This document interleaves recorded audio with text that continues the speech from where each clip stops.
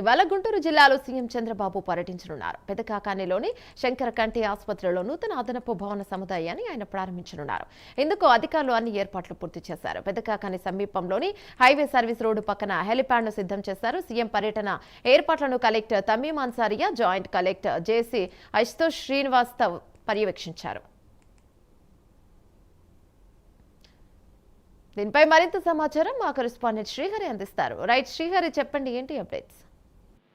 Right ఏమన్నా నేడు గుంటూరు జిల్లాలో సీఎం చంద్రబాబు అయితే పర్యటించనున్నారు. దీనికి సంబంధించి జిల్లా అధికారులు ఎవరైతే ఉన్నారో కలెక్టర్ తమీం అన్సారియా, అదేవిధంగా